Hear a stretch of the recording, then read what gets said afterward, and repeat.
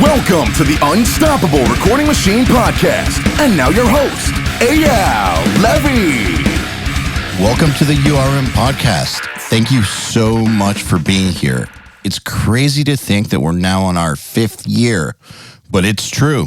And it's only because of you, the listeners. And if you'd like to see us stick around for another 5 years, there are a few simple things that you can do that would really help us out. And I would be endlessly appreciative. Number 1, share our episodes with your friends. If you get something out of these episodes, I'm sure they will too. So please share us with your friends. Number 2, post our episodes on your Facebook and Instagram and tag me and our guests too. My Instagram is at EYAL Levy URM Audio. And let me just let you know that we love seeing ourselves tagged in these posts. Who knows, we might even respond. And number 3, leave us reviews and 5 stars, please, anywhere you can. We especially love iTunes reviews. Once again, I want to thank you all for the years and years of loyalty. I just want you to know that we will never, ever charge you for this podcast, and I will always work as hard as possible to improve the episodes in every single way possible. All I ask in return is a share, post, and a tag. Now let's get on with it. Welcome to the URM Podcast. I am EYAL Levy, and my guest today is Mr. Buster Odeholm, a Swedish producer who also happens to be the lead guitar player and producer for a band called Humanity's Last Breath, as well as the drummer for a band called Viljarta. Based on his work with Humanity's Last Breath, he gained a lot of notoriety. He has this ability to make sounds that are just pulverizing.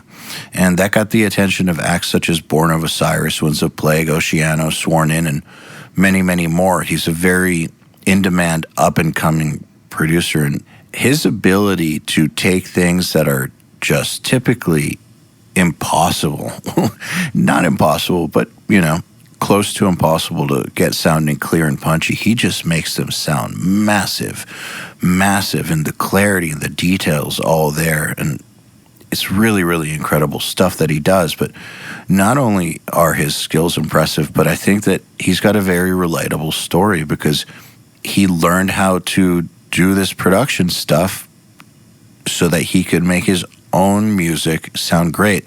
And how many of you out there can relate to that? How many of you out there can say, that's me? I know that is me. That's the reason I got into production. I wanted to make my own band stuff sound great. That is one of the major pathways that modern producers use to get into production. And Buster is an example of someone who has made a career of it. So if that sounds like you, I think you're going to enjoy this episode. Here goes. We're in Florida right now. We're in Orlando because you're here for Nail the Mix, which is really awesome. And I just got word that the tap water, you can't drink that shit. Fuck no. So I used to live here. We're lucky because right now it doesn't really smell like eggs too bad. Okay. The water. Okay. So if at all... Sulfur, yeah. Yeah, there's a lot of sulfur. We're very close to the water table here. Yeah. There's a lot of sulfur in it. And at least you can put a lighter and it burns like in Flint, Michigan or whatever. No, that's a different story. I think that's just sewage. Yeah, okay. Yeah, that's methane. That's toxic waste. Oh, great. In Flint. That's not toxic waste here. Okay. It's just a natural occurrence that. Really? That I believe that there's just the water coming from the ground is very close to. Someone who knows the exact answer is going to tell me. But for instance, you can't have basements here because if you just dig like 3 feet or something, you're going to hit water. So most people don't have basements. Only like super rich people and it's a major operation. It's because the water table is so high. There's a lot of shit in the water. Not poop, but just like sulfur and things like sulfur, that. Yeah. So sometimes you'll be taking a shower and suddenly it just starts to smell like eggs, and you come out smelling worse than when you went. Yeah, that's what I'm thinking. Like, do you want to clean yourself in dirty water? No. No. It's disgusting. I call it an omelet bath. Yeah. Yeah, it was horrible. It doesn't sound great. No, it wasn't great at all. And certainly don't drink that shit. I won't. I haven't. So, but I had to ask before. I might have tried if I didn't ask. Did they give you the free waters? Here, yeah, I got it. Okay, good. Yeah. So at least it's survivable. Yeah, for sure. But that's not enough for like this whole trip. They only gave you 2, right? Yeah. So I had to take the expensive... Ration that out. Yeah, expensive Fiji water that I have to pay for, but that's fine. I have a lot of water in my room. All right. And you know what else What? we should do since we're here and together? We should do a grocery order for you. We should. Yeah. And then you can get all the water you want. Cool. See, we take care of people here. Yeah, they do. Here at URM. Nice hotel with a pool and a gym and all that stuff.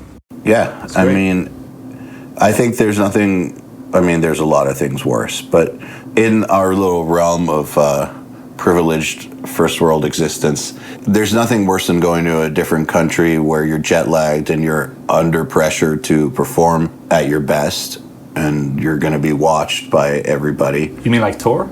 Yes, just like tour. And get to someplace where they don't care about what condition you're in. And some people think that that's just acting like a rock star if you don't like it, but if you don't have like proper facilities, Yeah. decent enough food, water, all those things, you're not gonna be comfortable. You're not gonna do as good of a job. I agree. I think when you're 21 and touring, you kind of don't give a fuck. Maybe. I didn't tour. I haven't toured much actually. I didn't tour when I was 21, so I don't know. Okay. But you've toured a lot. Yeah, I started when I was 24 though, and I didn't give a fuck then. Oh, okay. I only started to give a fuck when I got closer to 30. Yeah. That's like the age when things change. I feel like I've always been like a bit skeptical about touring and kind of like, this is how is this fun? How is this something I like to do? That's a good thing to be skeptical about. What was it you were skeptical of? I mean, going to other countries that are I don't want to sound like an asshole here, but I'm kind of used to Sweden, and Sweden is great. And when certain things aren't at the same level, it can be hard, I think. But that's probably the most privileged thing I've ever said in my life. But at the same time, I have a free will, and I don't have to tour if I don't want to. It's true. Well, look, the thing is, you're right about everything you just said. The thing about touring is until you get big, you have to basically accept living really shitty. Yeah. Like, even if you're in a bus, it's really shitty. The thing, it's interesting to me is bands that are first starting, they dream about the bus. Yeah. Like, it's the biggest deal on earth. They see bands in a bus and it's like, fuck, I want that someday. But it's not that much better. It's like really a disease incubator or whatever. Yeah, that's exactly what it is. There's a lot of disadvantages to it also. Like, you can't go anywhere. You get to the venue at like 7 a.m, you're stuck. Yeah. Only the biggest bands have a bus and a hotel. Yeah. Because they're so fucking expensive that no smaller bands that can afford a bus are going to afford a bus and a hotel. For sure. So you're showering even less. Yeah. Like, even less than on a van tour and a bus tour. So only bands that make the bus shit work are like, they got to be like Opeth level and higher. Yeah. You know, when you're that level and higher, okay, then they've got, and I'm just using them as an example because one of them might be listening and be like, we didn't get hotels on this and that tour. But, you know, I'm just saying you have to be like of significant stature to where you can do buses and hotels. So I don't know, man. Being on a bus isn't that cool. No, I mean, I've never toured on a bus. I've been on a bus, but like a tour bus, but I haven't toured on a bus like that. I've done a lot of flying gigs, which is the worst. Like, because if you're playing the same day you're flying, you're playing essentially without sleep and all that stuff. That's discombobulating. Yeah, and you the day after you go, also you wake up early to fly back, and like flights and stuff like that is not something I like either. So it's privileged a way of thinking, but I mean, I don't have to do it if I don't want to. So are you afraid of flying, or you just not like it? I don't like it because I'm 6 before. That's right. So I don't fit and I can't sleep. And I mean, the other guys in the band are afraid of it, and that's a problem as well. But I'm fine with it. Man, even first class seats aren't going to be comfortable for you. They're not. I mean, a lot more at least, but. But in Europe, man, the first class in Europe is not like first class in the U.S. First class in Europe is just coach seats. And what they do is they block off the one in the middle. Oh. So it's the same, it's like the same setup. They're no different. It's just no one sits in the middle seat. That's weird. Why would you want that for like twice the price or more? I don't know. I don't know. What you want is to be able to lay down. That's probably the biggest thing if you're going to pay for first class, right? Yeah, but they only have that on super long flights. Yeah. And that's way expensive. Yeah. That's like Casey Neistat flight. Yeah. Well, okay, so that comes in different levels. Like, so the Casey Neistat stuff where it's like, where he'll be like, I took a $20,000 plane ride. Emirates. Yeah, so that's like first class. I guess first class is actually kind of rare. Yeah. Not all airlines have that. I guess what we're actually talking about is more like business. Oh yeah. Or like short range first, which is. They're just multiple different categories. Do you get that? Do you get to do business flights? Sometimes. Yeah, sometimes. Right. I don't pay for it though. No. Like I'm not gonna, dude. It's like $10,000. Fuck no. That's crazy. I have really good status with my airline. Yeah, I can imagine. Loyal, so I'll get upgraded. And the one thing that I will pay for is the premium economy seats for me, but. Then that makes the upgrade a lot easier. But if I've got a bed on an international flight, that shit ain't paid for. Hell no. Seriously, I've looked at some of those flights. It's like $13,000 round trip. It's like, really? Yeah. Hell no. It's crazy. For one night? Well, 2 nights because you got to fly back. It's probably worth it for someone who's a lot richer. I mean, that's nothing for them. Yes, if it's nothing for them, cool. Yeah. And then also... The reason it's called business class is because they're sending executives. Yeah. And the whole idea is that the executive sleeps on the flight so that they can arrive in the morning and go do business. Yeah. And when you're talking about major companies worth hundreds of millions of dollars where every day is huge amounts of money, what's the big deal? Yeah. I mean, I get it. We're not in that category. No, we're not. We're fucking metal dudes. Yeah. I think that for you, with your size, regular first class wouldn't even make a difference to you too much. Yeah, I mean, I have asked on really long flights to if I can lay down and maybe stretch, but they're super picky about that. But the flight here, the plane was so huge, I got to do it because there was room, and I just did it. I don't give a fuck. So I really need to stretch my back sometimes to be able to sit down for that long, you know? Man, if I had known about that, I would have tried to get you seats there are certain seats that with the what's it called, emergency exit thing. Yeah maybe we can change your seat on the way back to that would be great. I'll see what I can do. That's cool.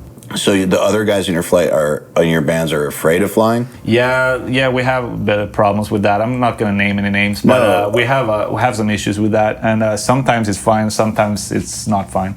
So. I feel bad for them because I used to have that. Yeah. I used to have that real bad to where like I wouldn't go on family vacations, but I got over it. But you kind of have to. I mean, I feel it as well, but you just kind of have to ignore it. You kind of just have to not think about that you're in a huge metal tube in the sky. Yeah. Same with cars. Like you're going. Like when I learned to drive.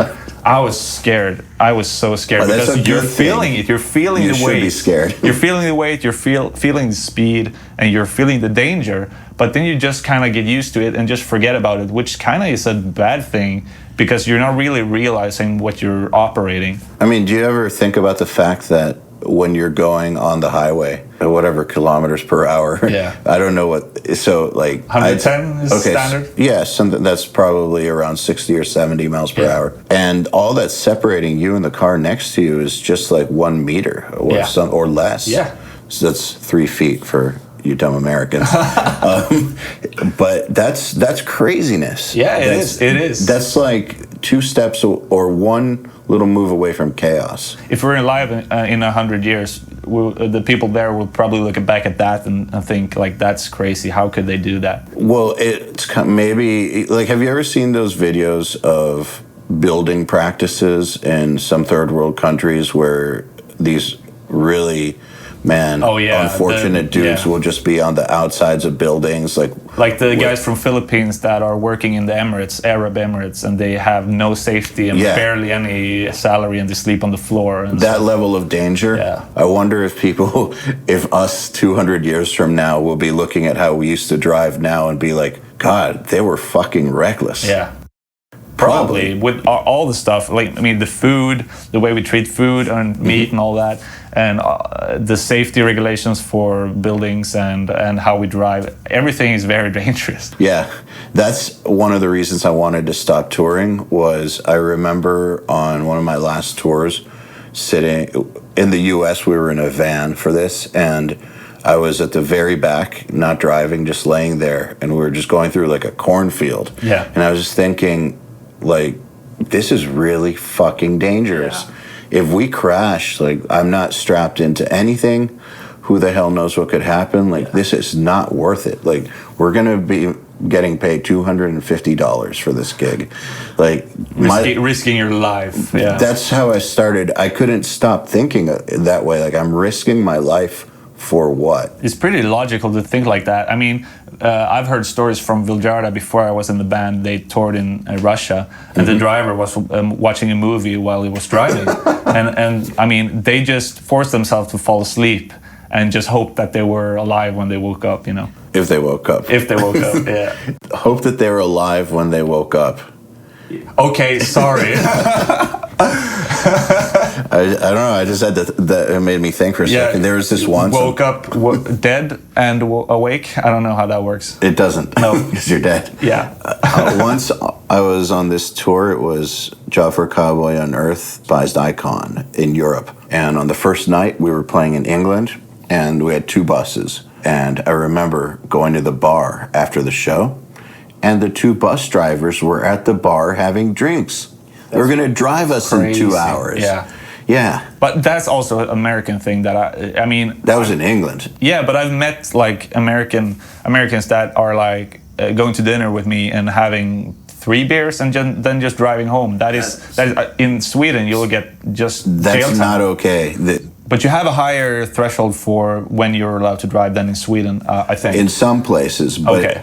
It's one of those things that kind of like smoking. You know, there was a time where you could do it anywhere, and now it's pretty much verboten anywhere you go. Like, you're not going to be allowed to smoke inside a restaurant.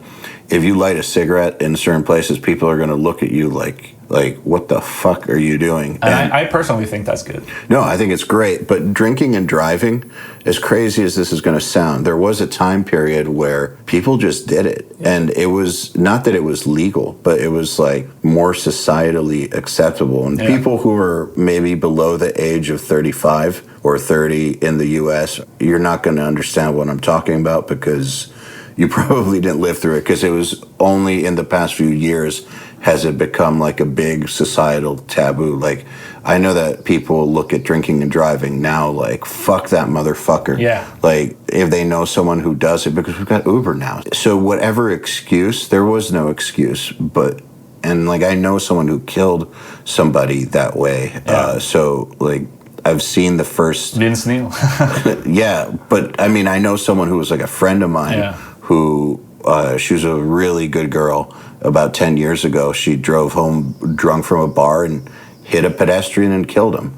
And is just now getting out of prison. Yeah. So, like, I've seen it, and I know that in society, people they don't look kindly on drinking and driving anymore. Just because you have fucking Uber. You really, like, whatever fake excuse you had before that a lot of people were just like, oh, it's just 2 miles or just whatever.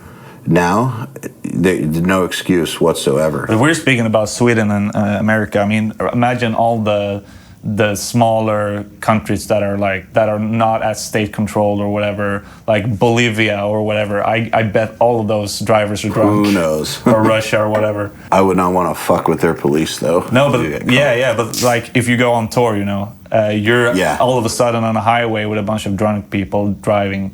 Could be your driver. Yeah, could be your driver.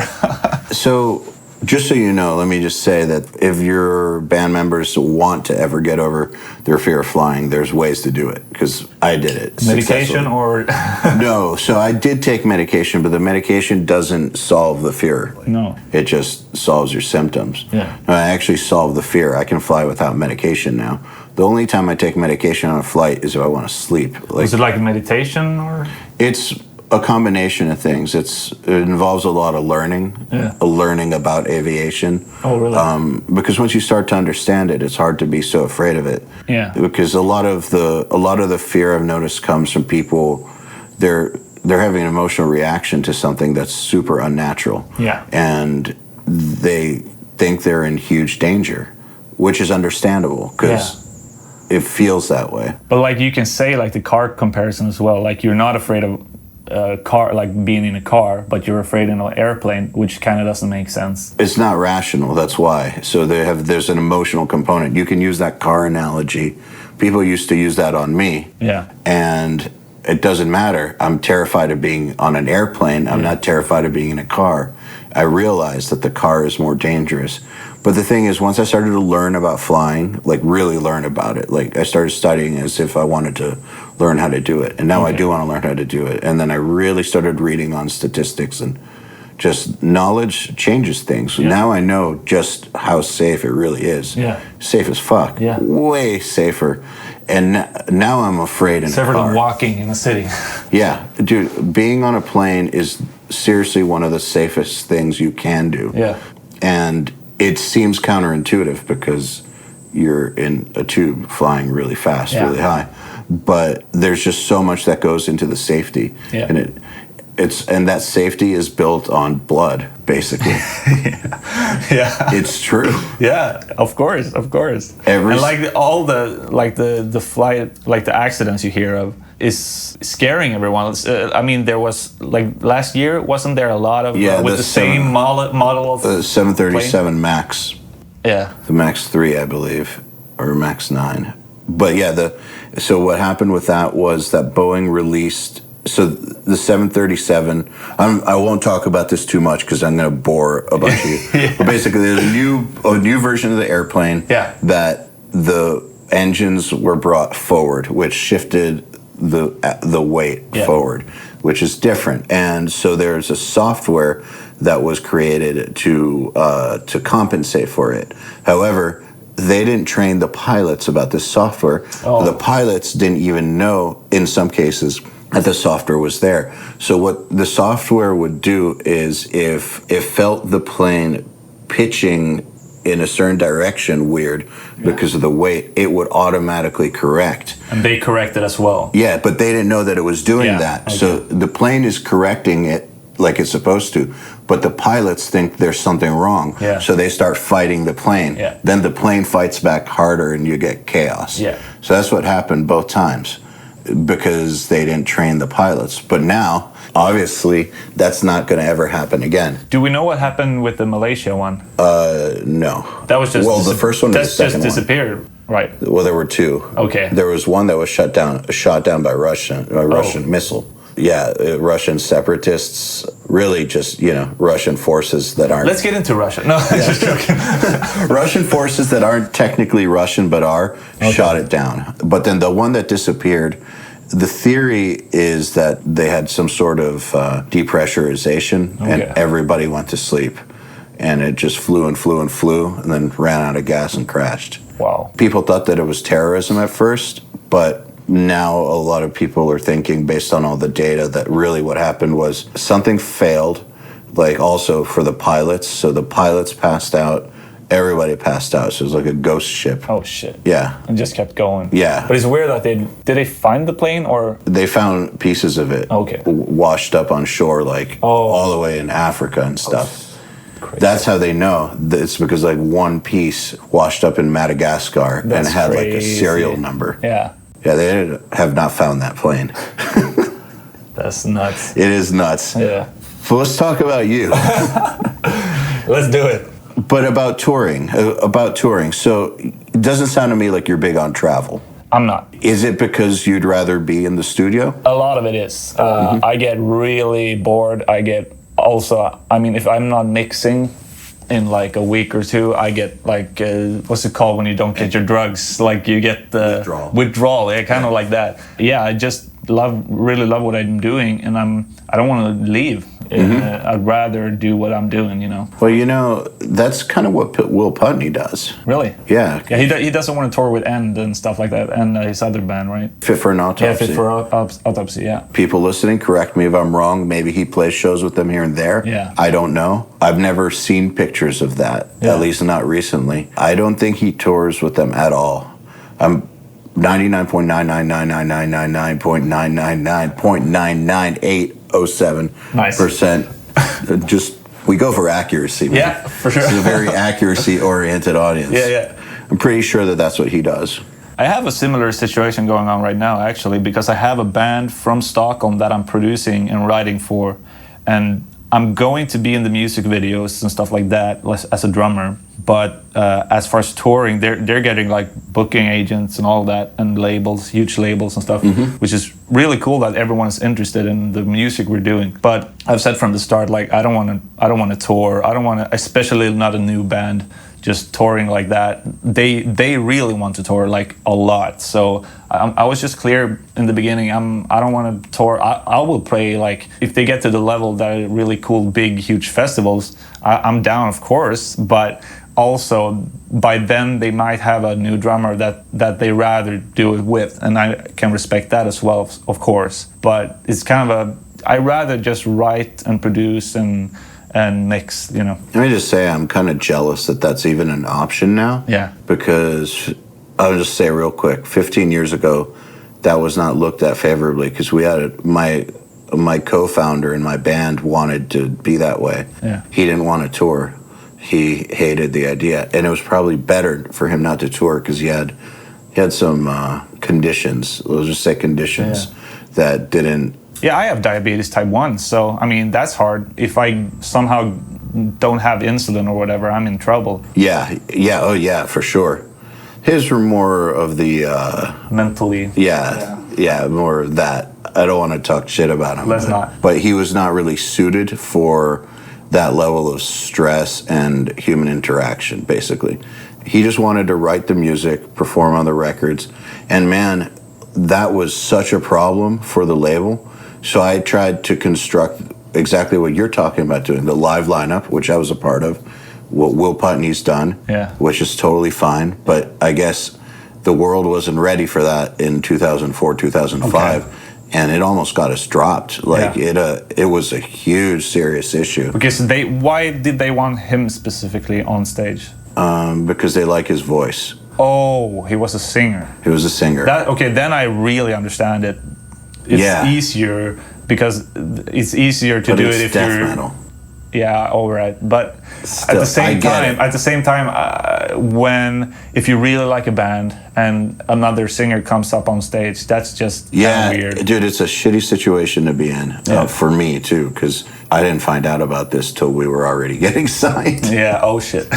Yeah, but we're not talking about death. Yeah. So, have you ever had a dream of touring? Yeah, when I was a kid, but I didn't really know what it was all about. You know, I really love playing like live. It's fun. It's really fun. But I mean, everything around it for me. I'm not saying I'm anti-touring. I will tour with my own bands that are like Viljarda and HLB. But all those guys are the same way as me. So we will tour if there's a great deal and we feel that everyone has time and it's a great thing. That's fine. Like, so it's got to be the right circumstance. I'm the only thing I'm saying is I'm not the guy that can't wait to get out on tour. Fair enough. That's all I'm saying. So. That makes sense. And as far as production goes, did you start just to be able to do your own stuff like so many people? I had like a rare thing because my dad is an engineer. Like an audio engineer? Yeah. Has a studio, all that. Live technician and a studio technician, knows how to tune drums, knows how to mic up drums, everything. That's awesome. So that's like, again, I'm pretty privileged that way. Man, I don't think that you have to have a parent that is in music. I know lots of people who don't have, who they're like the first in their family to have the musical bug. I also know a lot of people who got it from their parents, me included. Same here. It is what it is. Yeah, you can't pick your parents. No, you can't. And I've had tons of help from him. I mean, when I started my bands and stuff, he showed me the first DAW I worked in. I don't think I remember what it was called, but I think it was like an old, we only had Macs when I was a kid. So it was like a sound something, but it was not Soundforge? No, but it was not GarageBand. But it was, I remember we had GarageBand as well on that computer, but it was another one called Sound something. But he showed me that, and I had my pod and I recorded. And I think I learned how, I went to music school, so I learned how to program drums in Reason. So I did that in school and brought it back home, and I tracked guitars in that DAW through our like M-Box 1. Like the one that stood up, the old one. So that's what I started with, and that's all because of him, of course. And I had drums at home when I grew up, which I played on when I was like 3. Cool. So was he like, did he do records, or is he more like the local studio guy who just does different gigs, or he did what was everything. the nature of his? He did. I think it was he has 2 brothers, and they had a band, and they they had a studio together, and they bought. So he's like one of us, just from an earlier generation. For sure. Yeah. Like Beatles covers and stuff like that, you know. That's awesome. So, and he had a studio that burnt down with like a lot of gear. That sucks. Yeah, so, but he had drums, and I got to have them at home when I think I got them when I was like 9 or 8. I got them set up in my room.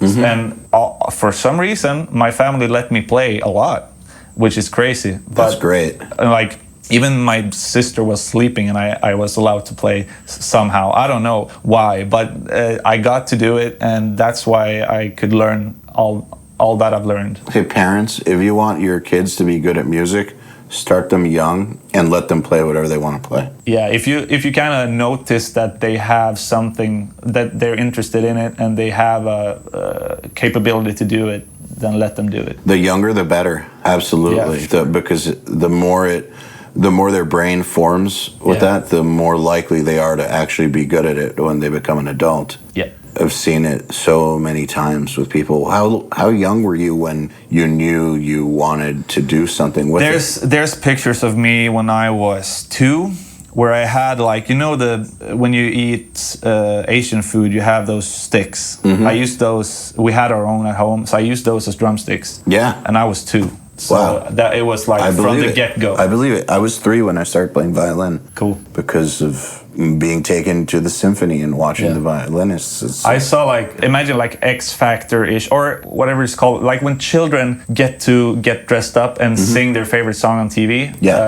We had that in Sweden, called Sikta mot stjärnorna. It's like aim for the stars. I'm not even gonna try it. No, don't do it. I had the urge, but then I was like, wow, I'm gonna lose that. We had that, and I saw Kiss, Love It Loud, or whatever it's called. Yeah. They start with the drum thing. That got me sold on rock and hard rock and stuff like that. So that kind of propelled me into doing that stuff. And I just... And how old were you? Probably 5, maybe, or something like that. Fucking young. And I saw that, and I went crazy for it. So all of like my allowances went to Kiss records. So I was all about Kiss. I think I had like 25 Kiss records at the end of the period where I bought records. So I just spent all my money on it. So, you know, what's interesting to me here is that people always talk about how in Sweden there's those social programs of music education in schools. Very important. Yes, very important. However, not everybody has a family at home. Nope. Like that. Or a drum set at home. Yeah, you know? That's what I'm saying. So Sweden or no Sweden, I still think that, say you were born here in the U.S., who doesn't have social programs like that, with your family, you probably would have still ended up doing what you're doing now. Sure, definitely. I think that's far more important than any any program that comes from the outside world is what happens. But I was home. so lucky. It's crazy, like specifically with the Kiss thing, because there was a shopping mall near where I lived, where a guy sold off his entire Kiss collection, which is rare. So every month when I got my allowance, I just went there, picked a record, and just kept on doing that till I had a lot. So there was rare shit I bought and stuff like that. I mean, if you go to a record store back then, they had maybe a couple of Kiss records, but they didn't have hundreds, you know. Yeah. So I don't know his name or anything, but he sold a lot to me, and that way I got to hear a lot of. What would you do with them? Just listen, or would you try to learn them? Or always learning. I'm minding you're a 5 or 6 year old kid. Yeah, but the thing about that is, like, I had what's it called, interval. What's it called, the ear? When you have the ear, you can identify notes. Perfect pitch. I don't have perfect pitch. I have the interval pitch. Oh, relative pitch. Relative pitch, yeah. So I know the distance automatically. Me too. So cool. So that helped a lot in learning the songs. But I started on drums, but that helped as well, just having the ear for it. So I kind of just automatically had my headphones on and played the drums to Kiss, and it went on from there. So relative pitch I know that I just want to quickly explain to people so perfect pitch, just in case you're wondering, because I think a lot of people don't know this, or they're curious they want to know if they've got it or if their kid has it. Perfect pitch is something you're born with. Yeah. You can't develop it. You can develop your musical understanding and all that, but the basics of you hear a note, you identify that note exactly, you're either born with it or you're not. Yeah. I tried to develop it, and I tried so hard, and then you can if you really remember songs and you know what key they're in. You can, but that's relative. Yeah, you're using the relative pitch to identify. Yeah, no, this is like they can hear an air conditioner whining an A flat. Pretty cool. My dad has it, and I would test him. Yeah. Actually, Jason Sukoff has it, and he used to play this game called the Tone Goblin game. That was like his AIM handle. AOL Instant Messenger for those of you who are too young to know. But Tone Goblin game was where you would be on the phone with him and just play a random sequence, and he would tell you the numbers. Yeah. And it could be long stretches of it.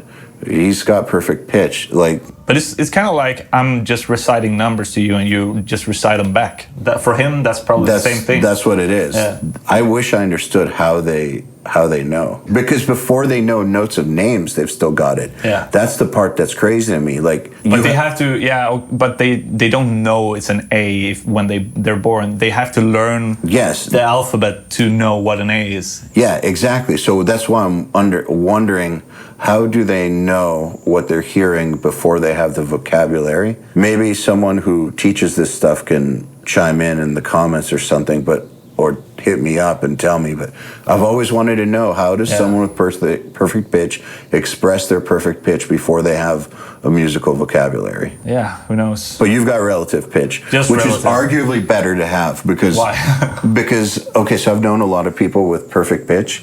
You know, lots of classical musicians have it. They say that it's a curse because you can't listen to, maybe now you could, but back then they couldn't listen to any music on the radio.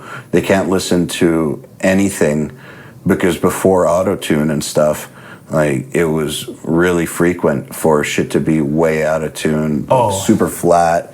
And I guess I can hear it really well now, but they could hear it to a level where it was just, it ruins their day. Or if like the air conditioner is humming an A flat and they're practicing violin and they're hearing an A flat the whole time, it makes them crazy. Yeah, I get that. Yeah, so everywhere they go, it's like, have you ever seen one of those superhero movies where they first have their powers and their powers are like too intense and they have to learn how. That's what it sounds like to me. Yeah, it does.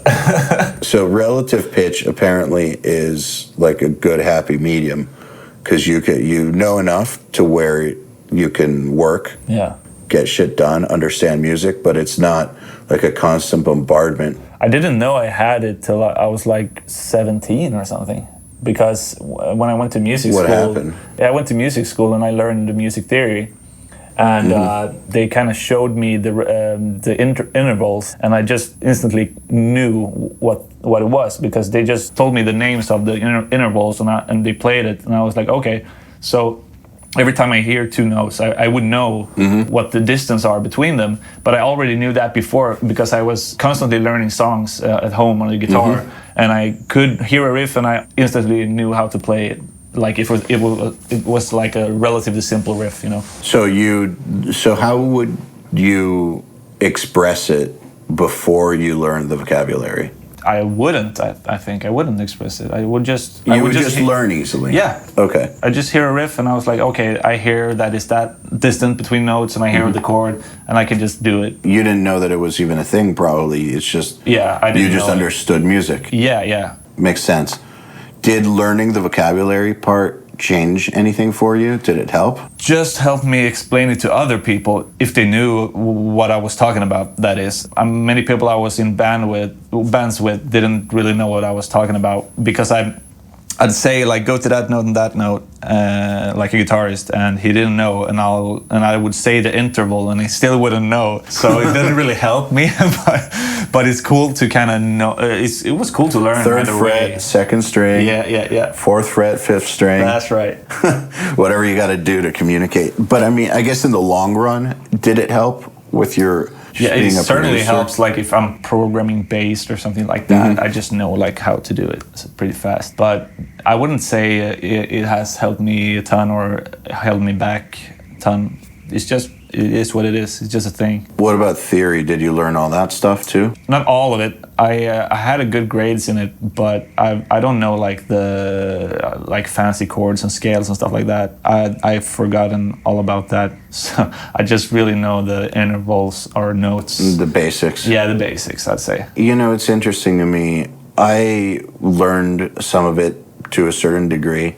I never really went to that level of like really being able to identify every fancy fucking chord and like the super in-depth stuff that the jazz guys use. Yeah. That's kind of where I started to be like, Same. And it's honestly never come up. It doesn't really. Yeah. And then I hear bands like Opeth are using those chords, but the thing is, I've never heard Michael ever talk about theory, ever. Yeah. And I think he said he doesn't know any, which I'm not sure I believe, but just because they're too damn good. I mean, the Viljarda guys, I remember the guitarist, he asked me like 2 or 3 years ago, he asked me what a rhythm was. Like, so that's kind of the level we're at with those guys, but they make the craziest music, so I'm not going to say anything about that. So that's, I guess what I'm getting at is, how important do you think that the traditional music training is? Because you've gone through it. Yeah, if you're not musical, it will help a lot if you really want to do music. But if you're already musical enough, you don't really need it. If you can write music without it, you should. Yeah, I agree. It helps. I noticed that. So back in those days when I was going to school, a lot of people would say they didn't want to learn theory because it makes you robotic or it like kills your creativity. And I thought that was bullshit. And they would tell me that that's what it was going to do to me. And what they didn't understand was the reason I was writing like theoretically complex stuff was because that's how I heard it. Yeah. It's not because it's something I learned. The learning part, all it did was help me write it down. Yeah. And then, because I would write shit by hand back then, and then it would help me try to explain it to other people. But it didn't, like when I was sitting there writing, they seem to have this idea that you would sit there writing and then think to yourself, well, what about this note and this scale? Yes. Yeah. Oh, wait, it's not proper. I'll never do that shit. No. Ever. But if you're a musician, like Adam Neely has a video on this, specifically this topic. But he is a guy that needs to be able to read music. They put music in front of him and he just plays. And that's fair if you want to learn that. And What, that Adam helps Neely, the bassist. Okay, yeah. Yeah, and he needs to be able to learn music from reading it. But he's in that world. Yeah, he's really in that world. Yeah, the academia of music, you know. And that jazz world too, like that. So I kind of feel like like this about school in any field, really. If the field you're in requires formal knowledge or degrees, then that's what you have to do. Yeah. The same as a doctor or a lawyer. If you are in the jazz world or musical academia or whatever, you're going to be in scenarios where you have to know this shit. Yeah. If you play jazz gigs, you're going to get charts. You have to know this stuff. Yeah.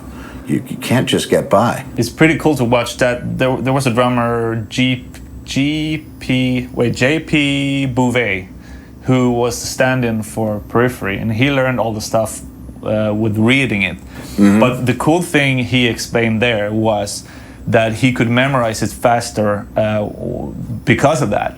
So that's also valid. If you have to learn shit fast and you know how to read music, that would probably be faster than just sitting down listening and start to remember stuff. Probably Absolutely. faster. And so it all has its kind of uses, I guess, use cases for using the knowledge in that way. Man, even in metal, Kevin Talley. Shout out to him.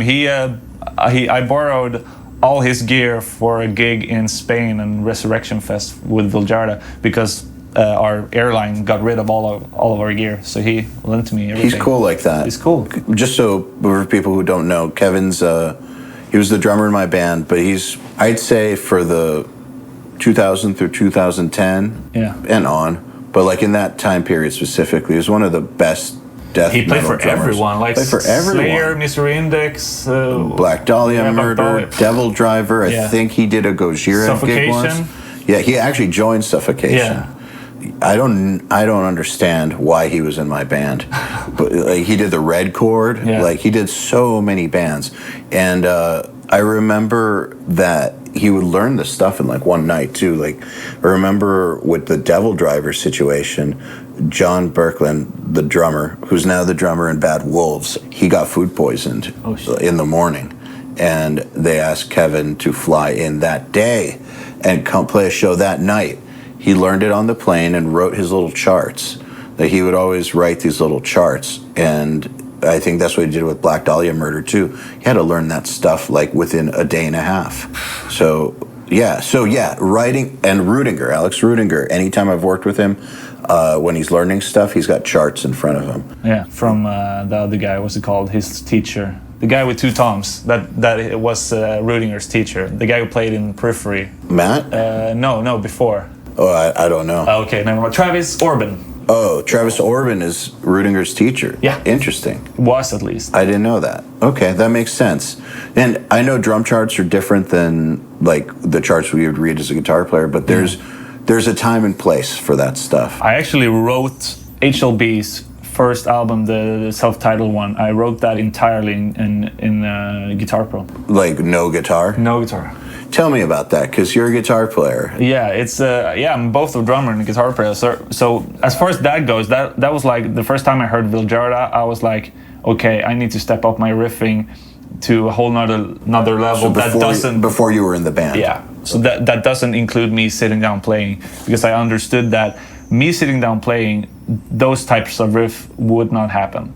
Because the way they record riffs are like, there's a lot of editing, and the way they track it is so tightly involved with how the final product ends up. But did you know that then? No. Then it just sounded crazy. Yeah, I was like, these guys are crazy. I don't know what they're doing. And then the only videos online were like them in the rehearsal space. So I was like, oh, so they're doing that shit in rehearsal space. I need to step up my game. So I had to tab stuff out for the guys to learn. So I already kind of knew Guitar Pro. So I just started writing there to make weirder riffs, just crazier riffs. Weirder because you weren't constrained? Control V. That was, if you copy a section and then copy it, and it got offset, so it got kind of weird loops going on. Instead of being just 4/4 and just starting over, and I made like long loops of riffs that just continued forever. Interesting. And not constrained by your hands, I guess. Okay, I want to talk about this because I've talked shit about people who write in Guitar Pro, but I have no shit to talk about you because I think you're awesome. And I know that obviously you have a serious musical background and you know what you're doing. So you are not what I'm talking about when I talk shit about it. So here's where I'm coming from when I've talked shit about it. Right. And when I say I talk shit about it, I've talked shit about it. Yeah. And I've like written articles for really? Metal Sucks about it like 10 years ago. And here's what was bothering me. Yeah. I would get bands to record who had never played their parts ever, who didn't know if their parts were even doable, but they weren't really skilled to begin with. So it's not like the Meshuggah drummer programming drums on an album just because he hurt his wrist and just fuck it, everyone knows he can play it in. It's not like when Fear Factory decided to have programmed drums as a production choice, when obviously Fear Factory could play. Gene Owen. Yeah, could play whatever he wants. Yeah. So I was getting bands who couldn't play shit, who were just programming Guitar Pro and then coming to the studio and wanting to record this stuff. And it was like, have you ever played this? Like, this makes no sense on the guitar. And it's not like I'm working with like some genius who they did it that way, but then they're going to know how it makes sense. And so I was making the argument that it was getting people disconnected from the actual act of making music. It was getting bands disconnected from actually playing, and I was feeling like that's... But it's correct. I'd say that's correct. Okay, all right, so I'm not off with that. No, but I don't think it's a bad thing, because it's all about the music and the end result. And fair enough. And someone sitting at the bus and listening to the riff that's crazy sounding. I don't care at all if you can play it. I don't care at all if you can play live or whatever. And some of the riffs I've written are barely possible to play. But on record, they're sounding nuts, and that's what I care about. Okay, so here the thing is, that was not happening with the people I was talking about. Okay. It's not that their riffs sounded nuts. It's more like they were just laid out stupidly. Okay. So like... Didn't make sense. They weren't playable not because the guy wrote something like Igor or whatever, right? We're just listening to Igor. Everyone listening, Igorrr, check it out. Yeah, the new song with the corpse grinder on it. It's sick. Or and also a song called Very Noise. Just check it out. It's such a good title. Yeah. How much noise? Very noise. Very noise. But that's what I mean. Like, it's not stuff that's crazy. It was just stuff that was stupidly laid out. Yeah. It was impossible to play because it was stupidly laid out. Yeah. And it was stuff that it was like metalcore. It wasn't like they were like breaking any boundaries. It was like teleport drifts, like one note at the 2nd fret and one at the 16th fret, like straight after. Yeah, when you could just play it a few strings higher. But that's also a thing. Yeah. I'll have to explain that. That's the classic thing. When you look at people trying to cover Viljarda songs, listen closely. People are doing the thing you say. Like, if you have the note on the 16th fret, they'll just bring it down here to the 4th fret or whatever, because it's easier to reach. But it doesn't have the same sound. It doesn't sound I agree completely. at all the same. Like, people make the covers and they'll pick the right notes, to be fair, but they won't pick the right fret or the right string, because Viljarda does a huge amount of riffing on like the thickest string above the 12th fret, like way high, which gets this bassy sound. By the way, I'm with you on this. Yeah. Emil, the other guitar player in Doubt, and I used to talk about them as vertical bands versus horizontal. Okay. Mastodon is a band that plays up and down. We used to do that a lot too. So we would do vertical riffs a lot, like play it on the 12th fret instead of the 5th fret because of the way it sounds. And then also, when I track guitar players, if we're doing harmony parts, even on like simple metalcore third harmonies, I would always have them track it on the same string, because otherwise, the tone difference would just be weird. You just kind of have to evaluate it yourself and listen what sounds best.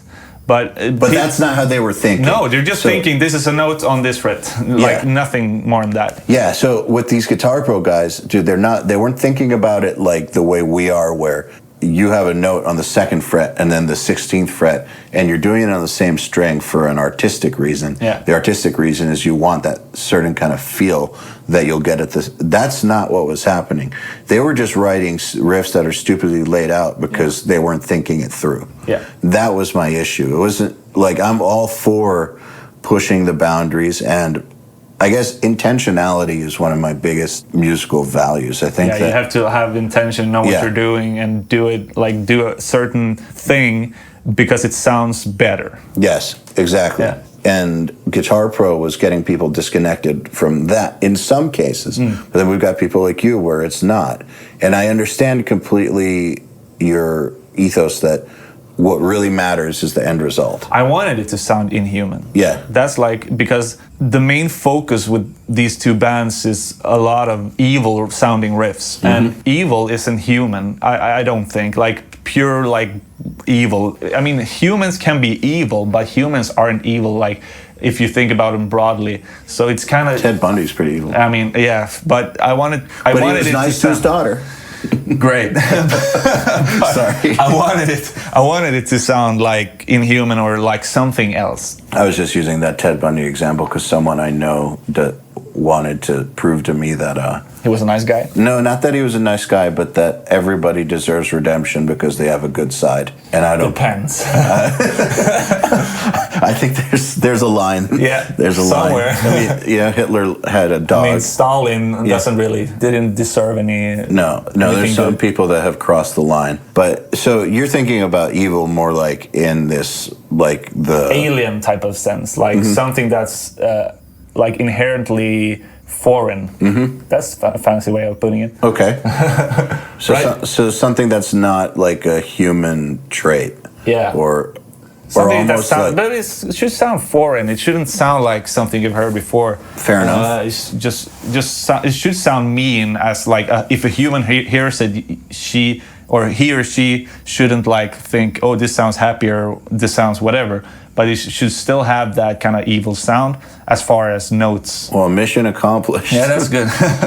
So that's kind of what I'm going for, which kind of and whatever it takes, you know.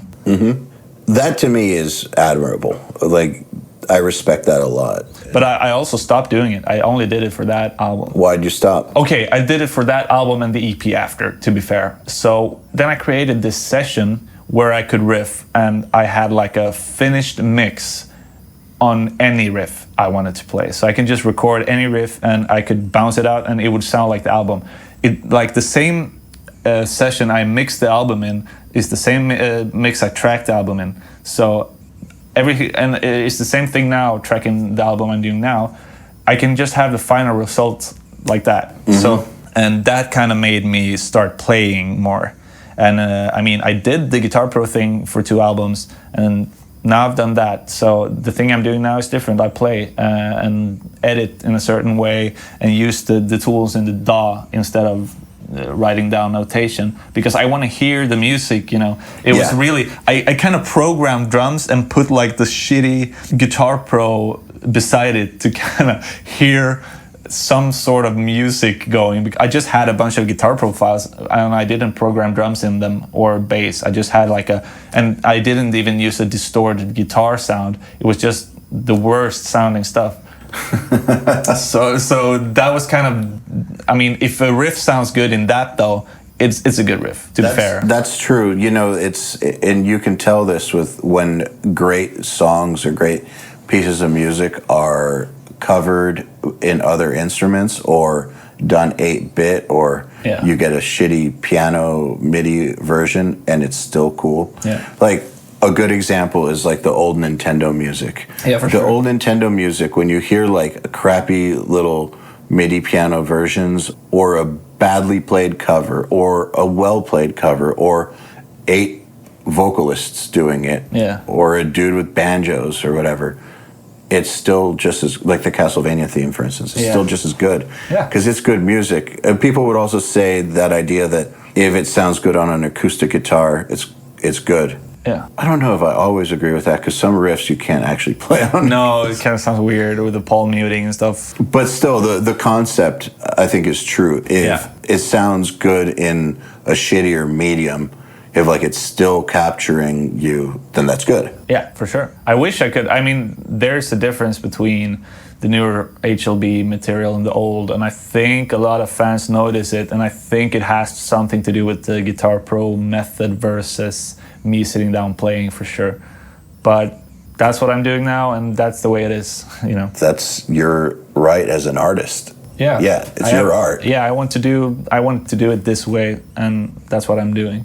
So how do you know that it's the finished product, I guess? The reason I'm asking is because I'm so used to people, you know, getting an amp tone while they're tracking, right? And then make the record, and then they reamp it. Or I'm just so used to scenarios that I've been involved with, or just people I worked with, or just people who have been on the podcast or whatever, talking about how the tracking and mixing are two totally separate things. How do you know that that's the final tone? It doesn't have to be the final tone. It doesn't have to be the final tone, but I'm tracking DIs. So I'm using amp sims. Yeah. So that doesn't have to be the final tone. I reamped when the album was done, and I'm probably going to do the same for this one.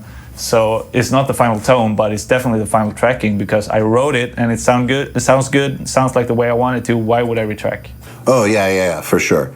Okay. So what you're saying is when you're writing it for the final. Yeah. You're not writing a demo. Yeah, for sure. Okay, that makes perfect sense. So then I'm assuming that when you're writing, your guitars are perfectly set up and... Definitely. I mean, I wouldn't say perfectly, but I try to have... well enough. I tried to have newer strings on and stuff like that, and the Evertune really helps, you know, for keeping it in tune and stuff like that. So that's not a problem, really, for me, at least. I've always told people that they should never consider a demo, quote unquote, just a demo, for a number of reasons. The main one being that you never know what's going to end up on the final record. So even if they don't write like you, if they demo stuff and then plan to go to the studio, there could be like little creative parts or leads or whatever that just was a time in space, a time and place, moment. What am I trying to say? A moment in time that can't be recreated. You're never going to play it better. That's the thing with the Viljarda stuff that they got some critiques on in the comments, like, why wouldn't they retract? Why would they pitch and stuff like that? Oh, you mean like in the Nail the Mix ads? Yeah. But let's talk about that in a second. The thing about that, I mean, I get their point, definitely, and there's definitely some laziness to it, but one of the guitarists has like a chronic hand pain thing that he really has struggled with for years, which means that some days he really can't play, and when he can play, he'd rather do something new than kind of retrack something. We will retract some stuff, definitely. Sometimes it's just like I made a better tone and they want to use that instead, so they'll retract. It's not a problem. But sometimes they just pitch the entire session to another tempo or another note, and if it sounds good, why not use it? But I was against it when they sent stuff to me like that. I was like, can't you just retract it? Because I hear a lot of artifacts here, but in the full mix, you're not hearing it. Hey, everybody. If you're enjoying this podcast, then you should know that it's brought to you by URM Academy. URM Academy's mission is to create the next generation of audio professionals by giving them the inspiration and information to hone their craft and build a career doing what they love. You've probably heard me talk about Nail the Mix before, and if you're a member, you already know how amazing it is. At the beginning of the month, Nail the Mix members get the raw multi-tracks to a new song by artists like Lamb of God, Angels and Airwaves, Knock Loose, Opeth, Meshuggah, Bring Me the Horizon, Gojira, Asking Alexandria, Machine Head, and Papa Roach, among many, many others. Over 60 at this point. Then at the end of the month, the producer who mixed it comes on and does a live streaming walkthrough of exactly how they mixed the song on the album and takes your questions live on air. And these are guys like TLA, Will Putney, Jens Bogren, Dan Lancaster, Tui Madsen, Andrew Wade, and many, many more. You'll also get access to MixLab, which is our collection of dozens of bite-sized mixing tutorials that cover all the basics, as well as Portfolio Builder, which is a library of pro-quality multi-tracks cleared for use in your portfolio, so your career will never again be held back by the quality of your source material. And for those of you who really want to step up their game, we have another membership tier called URM Enhanced, which includes everything I already told you about and access to our massive library of fast tracks, which are deep, super detailed courses on intermediate and advanced topics like gain staging, mastering, low end, and so forth. It's over 500 hours of content, and man, let me tell you, this stuff is just insanely detailed. Enhanced members also get access to one-on-ones, which are basically office hour sessions with us, and Mix Rescue, which is where we open up one of your mixes and fix it up and talk you through exactly what we're doing at every step. So if any of that sounds interesting to you, if you're ready to level up your mixing skills in your audio career, head over to urm.academy to find out more. So there's a big difference, as I know you know, because you've been in Nail the Mix. There's a difference between our community, the gated community. Okay. Yeah, you know, for once people are in Nail the Mix versus the people who respond to our ads and stuff. Our ads are the general public. We can't control how they behave on that, and they behave the way that people behave on the internet. Yeah. So for anyone listening, if you've seen our ads and you see the comments there, that's not how our community is. You can't police YouTube comments. And first of all, it looks lame if you start deleting too many comments. You should never do that. I only do it if like the shit people are saying is starting to get destructive or like racist or some shit like that. Yeah. Like if it's starting to cross the line. But if they're just talking shit, just let it go. Let them do it, yeah. Yeah, but I'd rather just explain to them. Yeah. And if they keep hating after that, it's like, okay, you just want to hate. So you that's just want to fine. hate. But sometimes, they didn't understand, so they'll say, oh, okay, that I didn't understand that. That is a lot of it. Yeah. A lot of it I've noticed is people just don't get it. Yeah. And all you have to do is explain it to them like calmly and rationally, and they'll get it.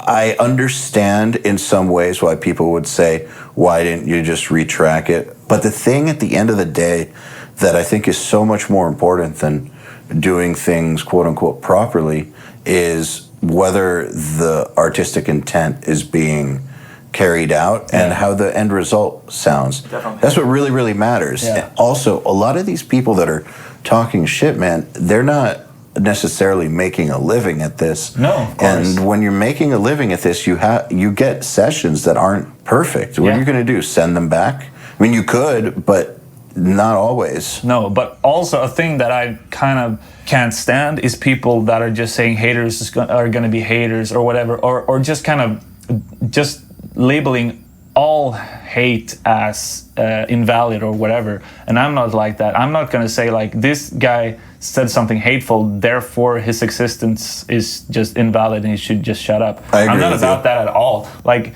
people can criticize and be right. Like, that's fair. It's not like because a guy is behind his computer and lives out in his mom's house that his brain can't produce anything good. Of course it can. Of course he has an opinion that comes from somewhere. I mean, I'm not going to just tell him to fuck off and just, oh, he's just a loser, you live in your mom's basement. Never. Plus, you never even know if they live in their mom's basement. No, but I just see a lot of people that get critiqued, that should get critiqued, that are just kind of just saying that stuff to their community and only embracing the positive, which I don't really agree with. I don't agree with it either. I learned this back when my band was getting critiqued, because I'd see critiques and I'd agree with them sometimes. Yeah. And I'd be like, this is really, really valuable, because what he's saying are thoughts that I had in the studio, but I didn't fight for them. Yeah. And now he's noticing them. Yeah. And this is confirming something for me. Or sometimes I'll hear things that I didn't think of. Yeah. Like a critique on maybe the way we do things, or that I didn't realize would have a certain consequence, or that would be interpreted a certain way, and that's how you find out. Yeah. You can't classify all negative feedback as people just being haters. There are some people, though, that are just toxic. Yeah, for sure. That I'm but not you know, cool with you that. always know when that's the case, because they won't stop. They won't stop. No matter how rationally you try to engage them and explain it to them, they still just keep on coming. They turn up the volume on the hate. That just means there's something broken upstairs, I think. Might be. Probably. They don't necessarily live with their mom, though. No, maybe not. Yeah. Maybe not. I think that's a myth, man. I think a lot of people who get critiqued online, their way of dealing with it it's like keyboard warriors. Yeah. You know? Yeah, dude, everybody's a keyboard warrior. Everybody's online. Literally everyone. Yeah, so these people that are talking shit, it could be a huge producer that's got like 17 Grammys, or you never know who these people are. Exactly. Like, they're not all basement dwelling losers. Exactly. So treat them all with respect, and I do agree that it's an opportunity to educate them. Yeah, and don't just kind of only take in the positives and just say that the others are just losers. You have to take it all in. Yeah, if you're going to accept the positive, you kind of have to accept the negative too, in my opinion. Otherwise, you're just being selective about it. Yeah. So when I saw those critiques about the session, I understood where they were coming from. Yeah. Those critiques were not inside our community, though. But to be fair, I fucked up the HLB session.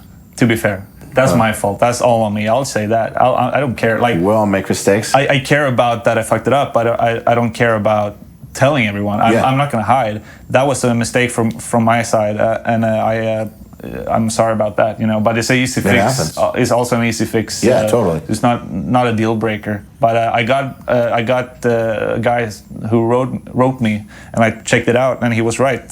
So I'm sorry. Dude, it happens. Yeah. It totally happens. That's another reason for why you should never take the stance of immediately looking down on people who tell you stuff like this. Yeah. Because they could be right. Yeah, of course. Oftentimes they are. Of course. But man, seriously, learning the difference though between a person who just has destructive intent versus someone. There's a few categories. There's a person who has destructive intent. Then there's the category of people who are just confused. Yeah. They just don't understand. Like when they're saying, why didn't you just have them retrack? Yeah. They're not trying to be dicks. No. They just they don't get it. Like, because in their world, you just have them retrack. Yeah. They're just voicing their confusion. Yeah. So and that's fine. And then there's other people who they'll notice a problem and they just want to help you out. Yeah, for sure. So, for sure. Yeah. I'm not perfect. I won't say I am. So, I mean, I'm thankful for kind of learning from my mistakes, you know? Yeah, totally. So I think it's really cool that you've got this attitude towards that type of reaction. And I saw you responding to people. Yeah. And trying to explain things. And you know what's interesting to me is sometimes even when someone's being super negative about something, if I get in there and I'm polite with them and I just explain it to them, yes, you're right. Sometimes they'll just keep going. Yeah. But sometimes that's all it takes. Yeah. And we become friends. Like, for instance, something that happens a lot is someone who's never been in the community, when people are talking about online programs or us, they'll just come in with like, it's a scam, like you can't learn that shit online or something like that. And but the thing is, some of them are just being dicks. Some of them probably signed up for some shitty course by somebody who's never worked with anybody, who just gave really bad information. There's a lot of that out there. Or maybe they signed up for something and then never got the info delivered. Like, dude, that happens. So there's... I'm the first to say, I'll be the first one to say, like, all these courses that are available, Nail the Mix and others, like, they've helped me a ton. And that's no scam or anything like that. It's just people showing their methods on how they achieve their sound, and that has helped me out a ton to achieve my sound. That's what we're here for. I mean, you know it, that you wouldn't be here if you thought it was a scam. But the thing is, we've had to fight this stigma. There are a lot of scammers on the internet. There's a lot of people who see that there's companies like ours or Pure Mix or Mix with the Masters or whatever. Mix with the Masters is great as well, yeah. Yeah, you know, who are doing good stuff. And we make it look easy. Brian Hood, he makes his shit look easy. Yeah. And so a lot of people think, oh, I'll just do it too. Yeah. Easy money. And they don't know what goes into it. Like, they don't know, like, in my case, I'm working on, this is built, like I was telling you, off of relationships that go back 15 years. Yeah. And then my own career in music, and then my partner's careers, and mixed with the masters, like, you don't get the kinds of people they have on by chance. Like, exactly. Yeah, or pure mix. That's not good luck. Yeah. Good fucking luck. Also, I want to thank Brian Hood for the shout out on the podcast you two did. He shouted me out as one of his students. So, oh, nice. Yeah. And now I'm here, so it's really cool. Well, shout out to Brian Hood in general. I like that guy. A great podcast and super smart guy. Really. I went to Nashville a few months ago and had lunch with him. Cool. He's cool. Okay, so there's that level of stuff, like, but then there's a bunch of people who see that, and I'm not saying that you don't have the right to have a voice if you have no credits, but if you're going to be teaching people how to do this, and you've never made a record before, kind of weird. And I think that people have bought that stuff from people who are just good marketers, and then got in bullshit in return, and then that's why they think that it's all a scam. Yeah. So when they see Nail the Mix, and we don't promise results, but we talk about a lot of benefits, and they see that, and then their immediate response is, well, that's a scam because they got scammed before. Yeah, so, but that's a vocal minority. Yeah, but there's enough of, well, all it takes though is like a few people like that being loud. So I'll talk to them like in public very, very politely, and I'll offer them like a free month and just be like, look, I understand you may have had a bad experience somewhere else. You know, I'll give you a month or two for free on the house. If you don't like it, no problem. But I want you to at least know what you're talking about. Yeah. If you're gonna say bad things about us, it should be based on facts. Yeah. Absolutely. And lots of times those people become like some of the best customers. Yeah, and that's great. Yeah, and you shouldn't give them shit for it. Like they had a bad experience, and they thought this was going to be the same thing. Yeah, and it's great that they realized that it wasn't. Yeah, though sometimes they're like, no thanks, I don't want your generosity. Oh, it's like, whoa. Yeah, they're that pissed. Jesus. Yeah, so I am understanding that you learned to really record and stuff, kind of like to fulfill your own musical visions, right? Definitely. So that's kind of like a very modern way.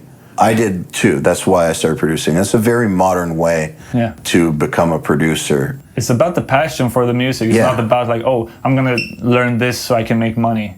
Yeah. It's like, oh, I really want my band to sound great. And then if your band sounds great, other bands want to sound great, and they'll approach you. So is that how you started to get clients? Yeah. I was lucky that HLB became, I wouldn't say we're big, but it became a name, and the production... It's a respected name. Yeah, so the production, people were asking who did the production, and I said it was me, and that's the way I got clients. But also, the first album was a huge part of that, and Dino, I have to shout him out, because he did like a stem master. Dino is, I can't... pronounce his Metahodzic or something. Yeah. By the way, let me just say real quick, he was on the podcast. Yeah, I'm looking up his episode number. So I just want to mention him because the first HLB album, he did like a stem master of it. I really want to include someone else in the production because I wasn't as good back then, and I really wanted to make sure the album was sounding as great as it could. But I was still confident in taking responsibility for the majority of the sound, because I did record it and I did track it and I did make the tones and stuff like that. So I was still saying like, yeah, I mixed it, but he definitely helped me out for that. So URM podcast number 142, Dino Metahodzic. It was slow, but correct. He's really, really great. Swedish producer. Metahodzic. Yeah. Dino Metahodzic. He's great. And it's hot and sick. Dino Metahodzic. Yeah. He does a lot of pop stuff. He comes from a heavy background, but Eurovision now. Yeah, he's killing it. Yeah. But he's great. So I recommend podcast episode 142. Also, Dino, we should meet up. I live in Stockholm now. Yeah, Dino, what the fuck, bro? What the fuck, bro? Yeah, what is this? What is this shit? So when bands approached you at first, was it like, we like HLB, we want to sound like that? Definitely. Okay. Definitely. Did that throw you off at all, or were you like, cool? Cool. I was stoked. I mean, I also mixed the EP before the self-titled, but I wouldn't say I was good at it enough back then. But I got clients off of that EP as well. Mm-hmm. My first clients, I got to charge like $1,000 or $1,100 for 5 songs, which is great for like the first client. Yeah, that's great. So that was crazy good. And off of that, it just continued. And like Philip, who sings for HLB now, his band approached me, was the second band. And his band approached me and I mixed them like 2011 or 2012. And it just went on from there. Word of mouth, though, Yeah. right? Did you ever do any sort of advertising or No. marketing? That's like now with Impact Studios. That wasn't Impact Studios back then. So Impact Studios now we do like advertising and stuff like that. But back then I did none. But Impact Studios, you do advertising for studio stuff or for... I do or for like the products. your IRs and yeah, stuff for like that. IRs and our bases, our NKI bases, we do advertising for those.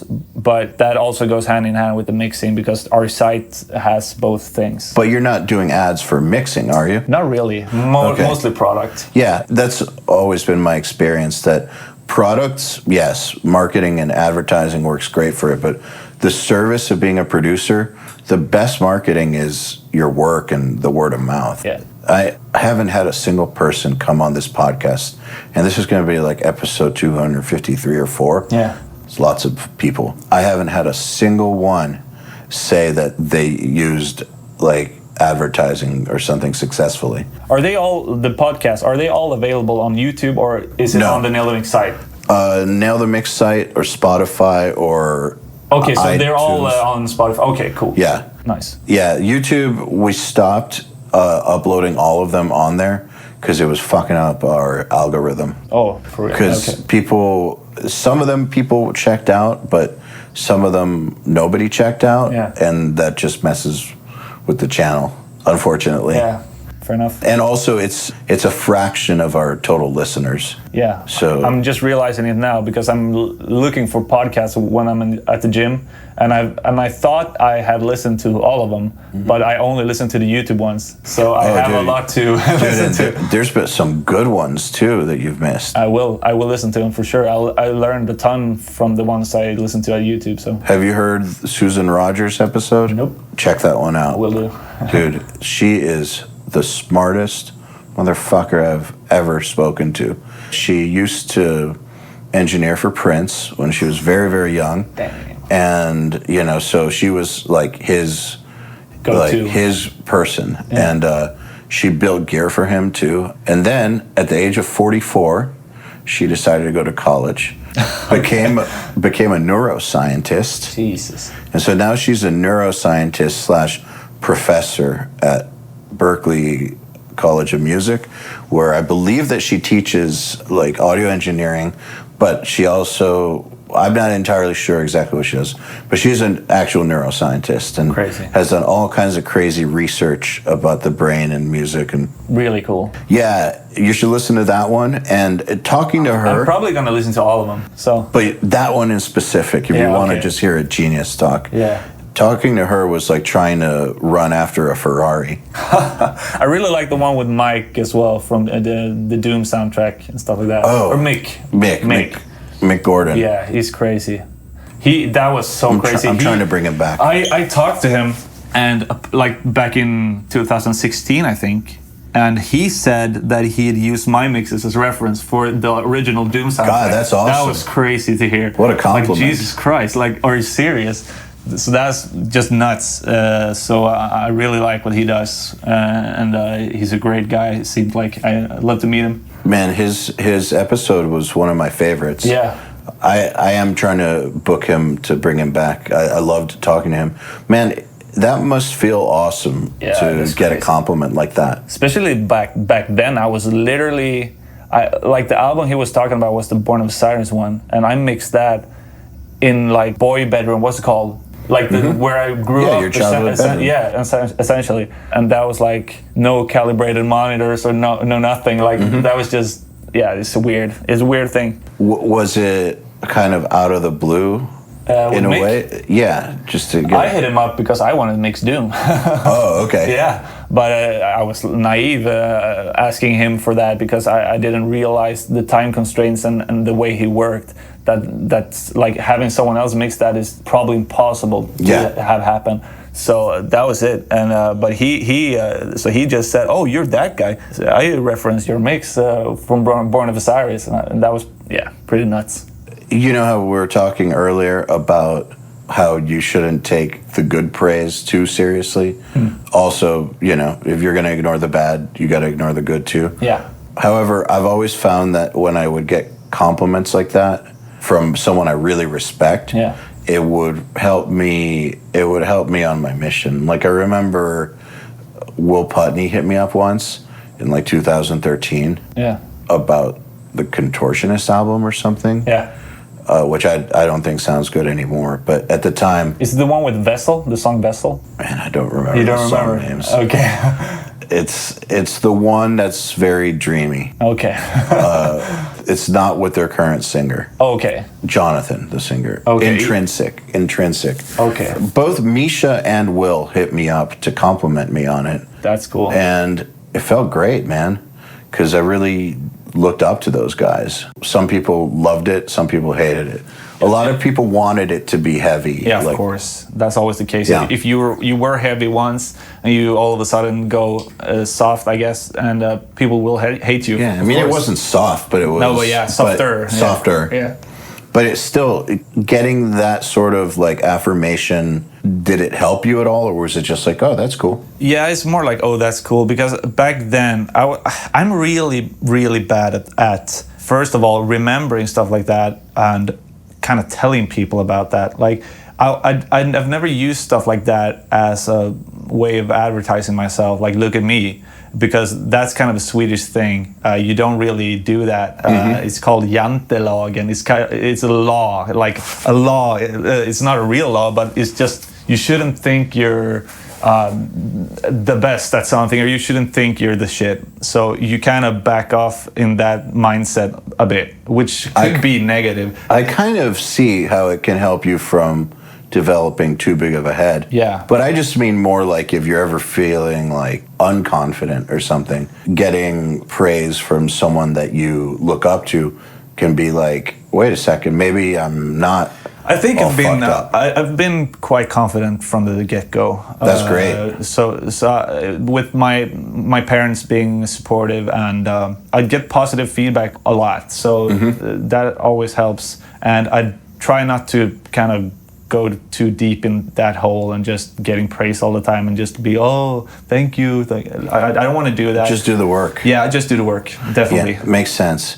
So when Born of Osiris came about, how did that come about? It's a great story. I want to hear it. It's really cool. I was in LA with my girlfriend at the time, and we were driving. We were going to do like the Highway 1 and stuff like that. Drive from LA to San Francisco and do It's a great drive.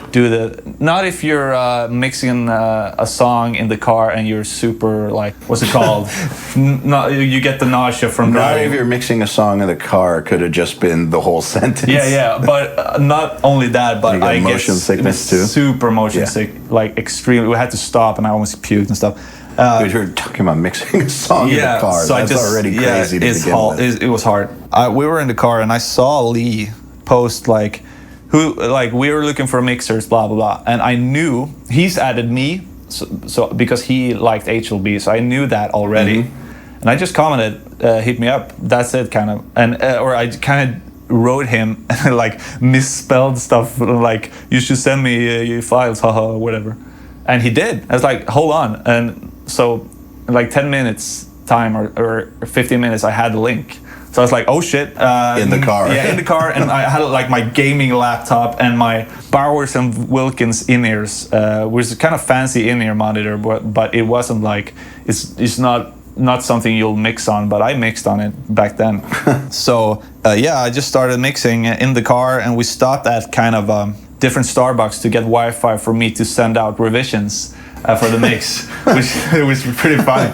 And I stayed up all night and stuff because of the jet lag, and also because I had to continue mixing and stuff like that. So and there was like huge names involved, like Nolly, Adam from what's it called? Oh, Adam D. Yeah, he was involved, Damn. and a bunch of other guys. And I was this nobody. I didn't have a studio barely. I was just living at home, you know. So that was such a crazy experience, and I got the job, and that was insane. That also propelled my career a lot. Did you know that those other guys were in the running? I did. I asked afterwards. Oh, okay. So not while you were... No, not while I was doing it. Would that have fucked with your head at all? Probably not. That's great. Man, can we talk about your confidence a little bit? Okay, sure. Well, no, you know why? Not because I think it's a bad thing. I think it's a great thing. Because people hit me up for advice all the time. Whether, not just the students, like I get hit up by lots of people for help with moving forward on projects. And I've just noticed a lot of people don't have confidence, and they're easily scared of things, and they're always waiting for like a perfect situation, and they're just scared, and they feel like they're not good enough, or they feel like they get something called imposter syndrome, where they don't feel like they're worthy of something. I can get that though, but I get it more like I'm making a living off of mixing metal. No, that's not possible. That can't happen. Sometime I'm just thinking like it's not possible. Sometimes some guy is gonna knock on my door and tell me that no, you have to pay this, so you have to get a normal job, like, or something like that. That's kind of my thought about it. Like this can't be real. Like something will happen that will make me have to get a normal job. Yeah, I feel that way too. Yeah, like something. The feeling like never everyone goes else, literally everyone else has to do a normal job. Like, so it feels kind of strange that way, and you kind of don't believe it.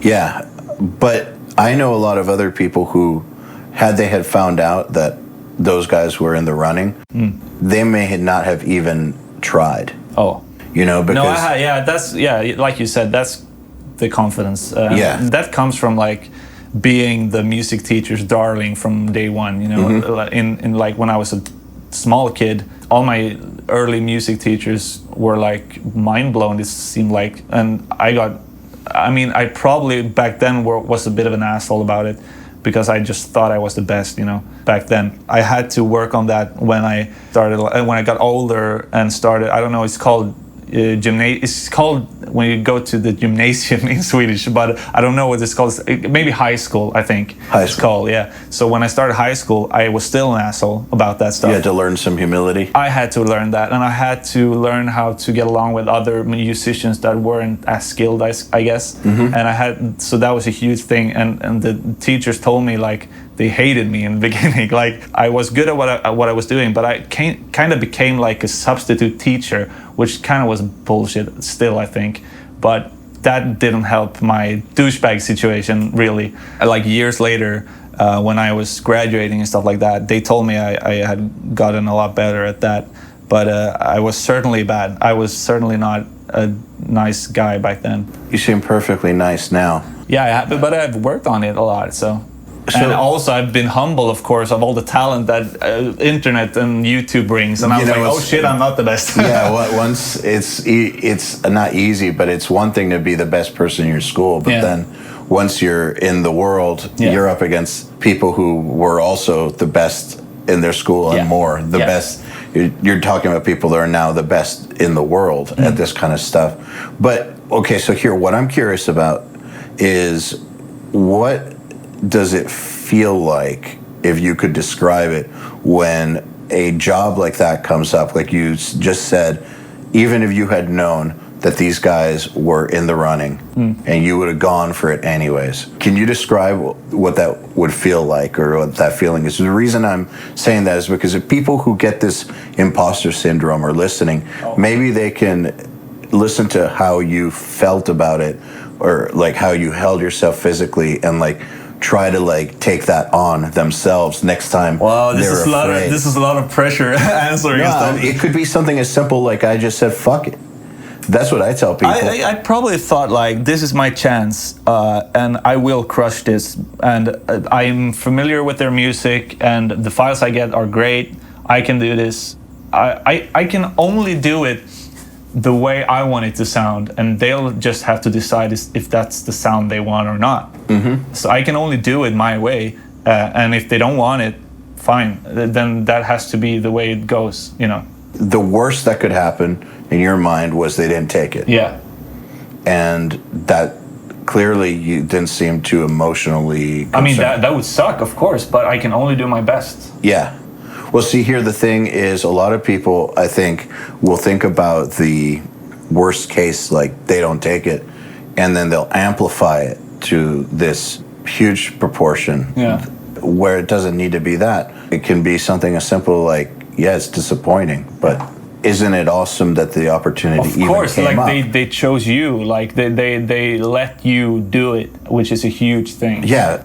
That's how I always took these things. But I've gotten to mix bigger bands as well, which I didn't get. Make Them Suffer is an example. I got to mix them, but that didn't go anywhere. And those guys are huge, so that didn't go anywhere. And of course I was bummed about it, but what can you do? I just kept on going, you know. Yeah. More opportunities will arise. If a good one arises, there's probably more people that think the way they think as well. That's how I always looked at it, was if I'm even being considered for something, that right there is the win. Yeah. The getting the actual job is a bonus. Of course. So you're on their radar, that's good. Yeah, exactly. So the worst that could happen would be that they choose somebody else. Yeah. But I'm on the radar. Yeah. Like when you did do that test mix, the Born of Osiris, did it even cross your mind they might not take it, or were you just like, I'm going to do this? I don't know, really. I just thought, I was more stoked, like, these files are great, this mix is really heavy, I'm happy about this sounds good. That's what I'm happy about. So I'm happy about the work I did, regardless of them taking it or not. So because I got to do my version of Born of Osiris, you know. Got it. So you had found a way, or not found a way, but you enjoyed the process. Yeah, it's like my love for mixing kind of takes over, I'd say. That's what I was hoping to hear from you. Like, not what you just said, but I was just hoping to hear something along whatever lines felt honest to you, and that makes sense. So if the love for mixing is what took over, there's no real room for fear. Not for me. Not for me at least. Yeah, man, I've been talking about that with some people lately. That one of the most important things when doing anything like this, or you want to be an entrepreneur, or musician, whatever, is finding a way to love the process. Because if you don't, then these issues like, are they going to take it? Are they not going to take it? They're going to become way bigger, and then that imposter syndrome. They should be smaller, because like the hours you should have spent on mixing should be a World Trade Center, and you're not getting that job should be a small house, because you spent that time that you got on their radar, and you got good so that they knew who you were, which is great. And if you're not getting the job, that's too bad, but you got to try, and you will probably get to try in the future as well. Yeah, because if you're on the radar, what it means is that they consider you to be at a certain skill level. Yeah. So they're only going to try people who they believe to be at a certain skill level. Then the decision becomes a combination of politics and personal choice. Yeah. Like personal taste. So, if they get 5 mixes, they're all going to be good. Probably. They're all probably going to be pretty damn good. I wish I could hear them. I'm sure they're all good. But there's something about the one that gets picked that either the manager says this is the best political move, or the band says I like this one the best, or some combination therein. I think Lee or someone over there probably stuck up for me. I think because since I was a nobody back then, me getting that job compared to Adam D or Nolly is kind of quite small, right? So some of them must have stuck up for me, which of course I'm super thankful for. That has to have happened, right? Yeah, absolutely. But the point still being that just the fact that you were in that situation is the win. Yeah. And I don't know. I encourage people who are afraid to move forward with things to find a way to love what it is that they're doing, so that whatever voice it is in their head that's telling them they don't belong or it might not work, it's definitely not going to work if you don't do it. Yeah, of course. You have to do it. Yeah. You have to make it sound the way you want to. And kind of trust that. So after Born of Osiris, did that kind of change things for you? Yeah, and also like the HLB was the first milestone, then probably Born of Osiris, and after that I got continued work, I'd say, so I could start living on it more or less. Yeah. So that definitely helped me out. So it's interesting because some people have like the one project that turns everything around, and then other people say that they have that one project that they think is going to turn everything around, and then it takes 10 more. Yeah. So you never know. You just have to keep going. Yeah, you should do it for the love, and the other stuff comes along if you're good, or if you spend the amount of time you have to. So how many hours a day do you normally put in? Nowadays it's not as much as before, because before I experimented a lot more. I tried everything, and I always had new references I wanted to top, so I got super obsessed, and I could do like 12-hour days and stuff like that and not eat. But nowadays it's way less, like maybe 4 or 5 hours a day for that stuff. And then your ears are... No, my ears are fine. It's just like I'm a fast mixer, so the most time I spend on it is always like waiting for revisions from the guys. Okay, got it. Yeah, so that's the time that I'm waiting for other bands, I'd say. Man, do you ever put like a time limit on that, or just whenever they get to it? I don't put a time limit on it. No, I should probably do that though. I think it's hard though, because if you're dealing with a signed band, they're on tour, you can't do that. But I feel like with certain clients, like locals or whatever, it's probably a good idea. Yeah. But some bands, you just can't. I just know some people who would be like, you have 48 hours. If I don't get notes back in 48 hours, I'm going to consider this approved. Ooh, damn. That's harsh. Yeah, that's harsh. Yeah. I've never done that.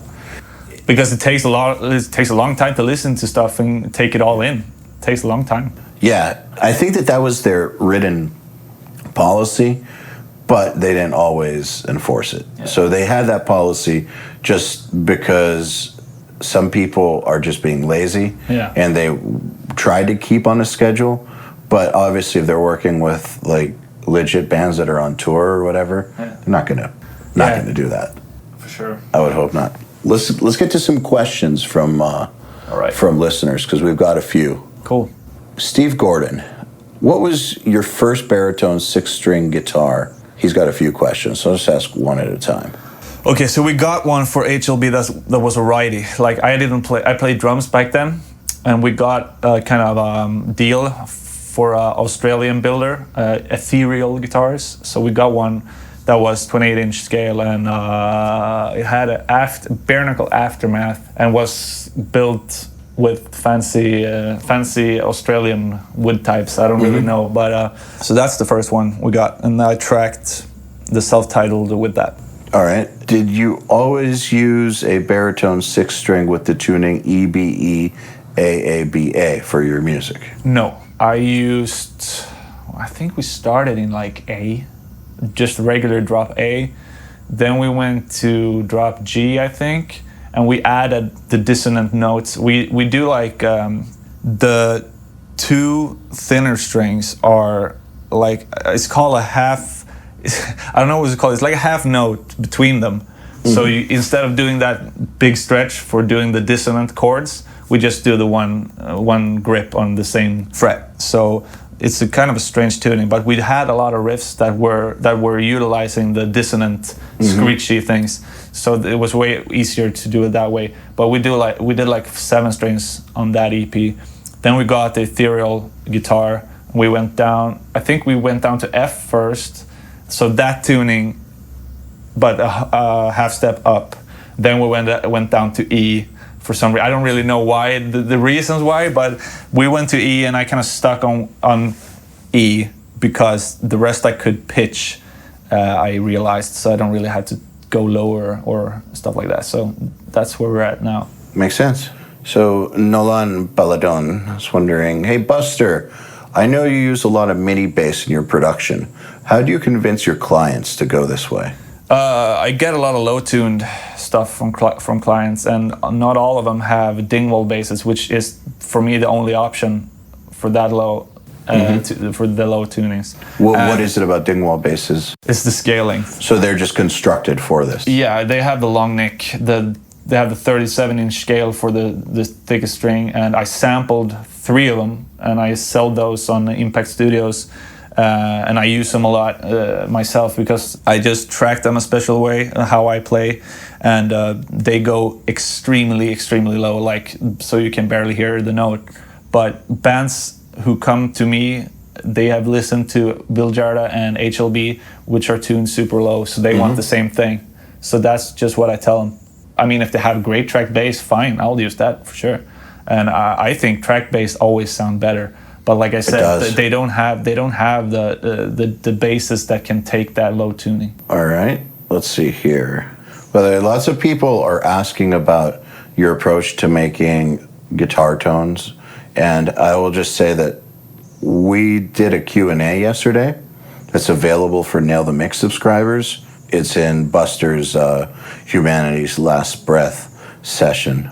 So if you're a subscriber for February 2020, we talk about that quite a bit. And also, we are making a fast track all about Buster's guitar methods and detuned guitar methods. So we'll leave that kind of out of this because it's going to be covered in detail for you guys. We already talked about MIDI bass, but this question kind of piggybacks off of the last one. Yeah. So Will Duff. What's your mindset when deciding whether you're going to utilize a programmed instrument in your production over tracking the real instrument? And how do you manage the band relationship, i.e. the drummer or bass player maybe doesn't play on the album at all? So we already talked about bass. Yeah, but I will say this, like tracked stuff, real stuff is always better.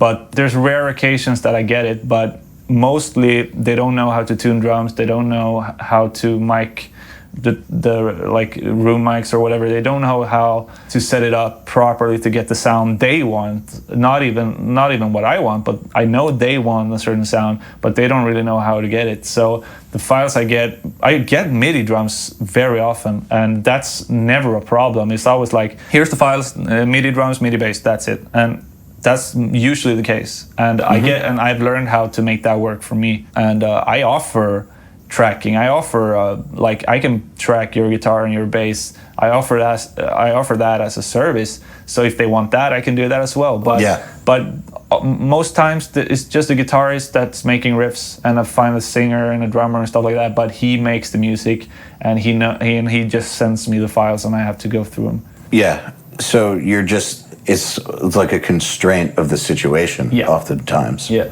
There's no money in music, so there's no money to spend on recordings. Yeah, that makes sense. In certain situations, you just got to make the most out of what you have to work with. Yeah. I posted this the other day, that a professional mixer is a professional problem solver. I posted that as a poll, and I've always believed that, and producer too. But basically, an audio engineer is a professional problem solver. Yeah. You're solving the problems of budget. You're solving the problems of time. You're solving the problems of tuning, the problems of weird arrangements, like all of it. Yeah. You just have to solve the problems somehow. And having a limited budget comes with its own set of problems. Yeah. Like not having the money to go record drums. Also, some genres kind of call for samples and stuff like that. Yeah, totally. I grew up on Morbid Angel.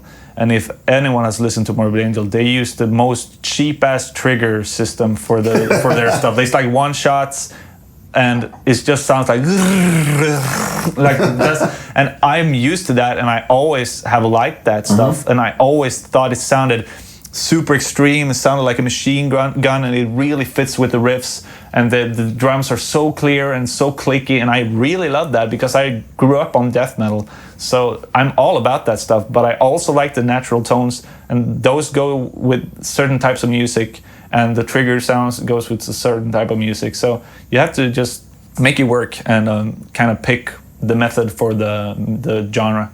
So Speaking of, here's a question on that topic from Thomas V. Rodriguez. How do you go about choosing the right drum samples for an album that you're mixing? Yeah, I tend to go for like, if he wants like super straight up answer, I'd say like I go for Tune Track for the more triggered sounding stuff, and I go for GGD for the less triggered sounding stuff, for the more natural sounding stuff. Makes sense. Pretty easy answer. And from there, it's just what you like. Yeah. Right. And I blend like I blend both of them. It's just what I feel like and what I think sounds the best for the song. You know, one thing that I think people get wrong when choosing samples is trying to make something they don't like work. Yeah, it's true. Yeah, we use this. I don't know why we do it, but we use this. Yeah. And we'll have to make it work. Like, why? Well, you have like 10,000 other options. Yeah. Why don't you find one that works exactly first, then mold it? Yeah. I've never understood that. It's weird. It's like we talked about. Some people are not thinking all the way, like really going all the way on how to get the end result. They're just going half the way in their brain. So it's like a mixer that is a guitarist, and he gets shitty DIs, and it's really important for him to get the mix to sound good. He's not thinking about retracking. Why isn't he? Why isn't he thinking about retracking? He can retract. He's a guitarist. Just do it. It will sound better. But maybe he just thinks, this is the files I get. I have to make them work. I have to mix them. No, you can just retrack them. Yep. If it's really important to you to get this to sound great, just retrack it. Go all the way, you know. Man, sometimes you have to like fight. I don't know if you have to do this. Sometimes I have to fight my own brain to push past my own barriers. Because what you just said, this guitar is not good enough, I could just retrack it. That type of idea is so obvious. The answer is so obvious. Or like a choir, like I've done shit like this. I've heard a song and I'm like, this needs a choir or this needs a harmony. Oh, I can sing. I'll just retract it. I'll just track it myself and put it in there. And it worked fine, and the band was like, this is really cool. What VST is this? I'm like, no, it's me singing. And you just felt like it needed it, so you did it. Yeah. It's like the Kane Churko. It's Kane Churko who kind of inspired me, because he sings all the harmonies on his stuff for other bands, which is really cool. So don't be afraid to do something if you feel like it's needed, or to fix something if you feel like it's needed. Man, I love that you're saying that. I just think that our brain is designed in a weird way to kind of just accept what it's given. Yeah. I don't know why. Survival or whatever. Yeah, I'm not sure where it comes from. Yeah. Maybe someone listening knows, but like to just accept what you're given and just be like, these are the constraints. Yeah. Some of the constraints are real though, right? Like budget. Yeah. That's usually real, but even that can change. But there's no drummer. That's real. Yeah. There's some of these are real. Yes. Or like the thing, like you said with Viljarda, the guy's hands. Yeah. That's a real constraint. It is. However, not all of these constraints are real. No. Some of them you really can just fucking redo. Yeah, for sure. How do you decide? Yeah. The difference between a real... I think it's, if it's really necessary, I can do those. I think those are extreme cases, like me tracking vocals or me re-tracking guitars. But you really have to consider like if it's realistic and if it's really necessary. And if it is, just do it. If you're lucky, you can just ask the band, like, if I retract these, can I get an extra $100 or whatever? Because I really think this will improve the mix. Or you just send the retract mix and you say, this is me retracking your guys' guitars, and this is with your guitars, and they have to decide which, pick which. And if you pick this one, I would like to get paid for the work I did. Yeah. Or maybe do one section. Yeah, just one section. Yeah, for sure. That way. Yeah, you don't have to do the entire thing, for sure. Yeah. How have you done that? Have you sent the A and B? Yeah. How often have they been like, no, just go with ours? Not often. Yeah. But hey, at least give them the choice. Yeah. Yeah, then it's their choice. Luke Wilson's wondering, how do you determine how many vocal tracks a session will need? And is it a more effective way of avoiding automation later in the session? Let me just explain something real quick. From what I've seen in your sessions, you have a different track for type of vocal. Yeah. So there will be like any musical part that's treated kind of differently gets its own track. Yeah. Rather than being on the same track and then just automated I tried to later? do that at least. I mean, I tried to do that with the new HLB, the unreleased thing. I had like high one, high dub, and mid and low and stuff like that. But I just realized his voice can be adapted to one way of processing it, and it sounds fine. But some guys have such drastic differences on their voices, so they have to have a separate track to have different processing. Because if he does a low and it has like a bunch of 400 and 300 hertz, and he does a super high scream, and it has none of that. So you have to process it differently to get a cohesive sound with both. And also different buses if you want the vocals to get louder when there's more takes, versus a compressor bringing the volume down when there's more takes than before. That's also a thing to consider. If you want it louder, you should have a separate bus. If you don't want it louder when everything is playing at once, you should have it all sent to a compressor or whatever. Yeah, makes sense. Another question from Will Duff. What was your progression path to becoming a professional producer / mixer? And what tips would you give us guys trying to follow in your footsteps? We already talked about your path. Yeah. But any tips for people trying to follow in your footsteps? I mean, the best way now, I'd say, besides spending a lot of hours on learning and referencing what you think are the best mixes, and your objective has to be to crush the mixes you really love and make it better. If that's not your objective, you're doing it wrong, I think. Man, that's so interesting that you say that, because of Nail the Mix, we are seeing every single month a lot of people submitting mixes of shit that was already released. Yeah. And I don't really think too many people are thinking that they're going to crush that mix. They should.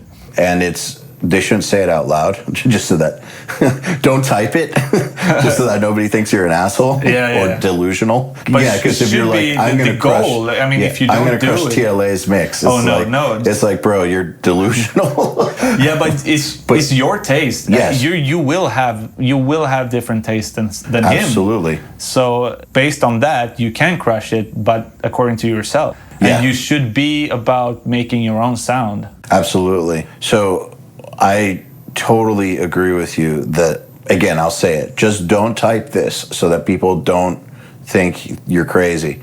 But in your heart of hearts, you, in your own mind, should be trying to crush the other person's mix. Yeah. And if you feel like there's no way you can ever do it, that's the type of thinking that you should try to get rid of. Even if you're looking at a Will Putney mix and it's fucking amazing, that's great. Maybe it's a huge challenge, but you should still go into it trying to win that battle. Yeah. You might not win that battle at first. If you're first starting out, you most definitely aren't going to win that battle right away. But the only way to really, really get great at it, in my opinion, is to have huge goals like that and then go for them. Yeah. Like every single time I would do a mix, when I was mixing, I wanted it to be my best mix ever. And I would put up references by people like Putney or Jay Rustin. That's all I've been doing. Yeah, Jay Rustin or whoever, and be like, at least I'm going to try to get better than them. It didn't really work, but I got better and better and better. There were a few times where I was starting to approach that level because I was zeroing in on beating a standard. You'll focus on different stuff as well because your hearing is not developed. So you might not focus on his hi-hat sound. You might focus on the drums have more attack. Then you find a way to get your drums to have more attack. Then after that, you'll notice that his bass is deeper, and you'll find a way to make that happen. And as your ear progresses, you'll hear different stuff. Because if you're making something happen and you're listening and you're like, this still sounds better. Why? Why is it sounding better? And your ear, you will listen so closely and find out what are the things that you think are better. And you'll attack those specifically in the next mix or whatever, and until you think your mix is better or at least as good. Yeah, on par. Yeah, on par. Yeah. That's a really, really good way to put it, because it's true. I think we've had a lot of people who submit mixes to Nail the Mix, and they didn't get picked for the top 20 or whatever, and they don't understand. They're convinced that their mix is fucking awesome. Then I hear it, and it's not awesome at all. It's not even close. It's usually the ones that are like, that post really angry comments, their mixes are far from awesome. And I'm trying to think, what is it that leads them to believe this? Because I want to help them. That's what we're here for. Yeah. I know some people like want to attack those people, but for me, it's like, I'm not here to attack these people. If they actually think that their mix was that great, there's a few things going on. First of all, their room could be all fucked up and they don't even know what they're hearing. Yeah. But I think deeper than that is what you said. When you're first learning, your hearing's not that developed, so you're focusing on certain things. So maybe it's the first time they got a punchy kick drum, and they hear their kick drum is punchier than the mix, and was like, then mine's better. Yeah, exactly, because that's what they're focused on. Yeah, but they're not hearing everything. Of course, it's a combination of a shitty environment with that focus. So yeah, man, too, I remember the first time that I got a snare bomb, like, because it took me a long time to figure out how to do a good one before there were like a million videos on how to do them. And I got one and I was like, fuck yeah, finally. Then I didn't listen to it for a few days, went back, and my mix still wasn't as good as whoever I was referencing, but I got the snare bomb down. And then, then it was like, wait a second, my cymbals are interfering with my guitars. We'll deal with that next. And you learn as you go, for sure. That has to be those two things that probably made him think that his mix was better than it actually was. So, who knows? Listening environment, man, how important do you think it is? Extremely. Like, since, I have no idea how I managed to make mixes for big bands without having calibrated systems. Like, that's mind-blowing to me, how because if you put a speaker in a room, it'll sound like another speaker in another room. It'll sound like a different speaker. You have to have some, like, it has to be flat somehow, or at least somewhat flat, to reference correctly. But at the same time, if you have a room that you've been in all your life and it has no calibration or anything, and you're listening to your favorite mixes and they sound great, then you probably can use that room to do your own mixes, because if you reference to your favorite mixes and they sound great in those speakers, your mix is going to sound great in those speakers as well, if it's a great mix. So really it just comes down to knowing what you're working with. And I think the perfect example of someone who proves that is Joey. Joey Sturgis, is that he never worked in a treated room, and he used $700 monitors. They're pretty good monitors, but they're not like, he used the A7Xs? Or his AX7s. I always confuse A7A. I always confuse it with a Bench 7-fold. But I mean, I have those now, and I used to have like super nice Channel X and everything, but since I don't mix, I don't need those. But I have those Atoms. They're fine, but they're by no means like Barefoot or But I don't think Amphions. expensive is better. When I bought my Amphions, I really realized that, like, these aren't making me mix better. What is making me mix better is SonarWorks and the reference and the calibration. That's what's making me mix better. It's not like these monitors are, like, when you get over a specific price, I think it's kind of like a luxury item. It's nice to have, but you really don't need it at all. I agree, but in Joey's case, he didn't have SonarWorks either. No, he had a totally. I had Mackeys for like $300. But you knew them. Yeah, but I mixed a bunch of stuff on that's my point. Is like, if you know what you're listening to, that's really what matters. And SonarWorks is great because it helps make sure that you actually are hearing what you think you're hearing. But at the end of the day, I think that despite a bad room and despite cheap speakers, if you know what you're hearing, you can win. And I've known several people who've proven that. Obviously, though, a perfectly treated room with like sick-ass speakers that that being the key. A room you could be in $1 million room with like $20,000 of Amphions, but if you don't know what you're hearing, that doesn't really help too much either. Correct. So knowing what you're hearing is the actual thing that really matters in the end, regardless. I think that's why some people can mix in headphones, which blows my mind. Which I do. Yeah, that's what I'm saying, because you know what you're hearing. Yeah. I've started in in-ears actually, like in-ear, not monitors, but in-ear headphones, I'd say. Mm-hmm. That's what I started in because I feel I really get up and close to the sound, and I really hear all the details since I'm blocking out everything else outside. So that's what I'm used to. Whatever works, man. Yeah. Well, Buster, thank you for doing the podcast. Thank you. This was fun. Yeah, it's been a pleasure having you on. Yeah, thanks for having me. Okay, then. Another URM podcast episode in the bag. Please remember to share our episodes with your friends, as well as post them to your Facebook, Instagram, or any social media you use. Please tag me at EYAL Levy URM Audio, and of course, please tag my guests as well. Till next time, happy mixing. You've been listening to the Unstoppable Recording Machine Podcast. To ask us questions, make suggestions, and interact, visit urm.academy and press the podcast link today.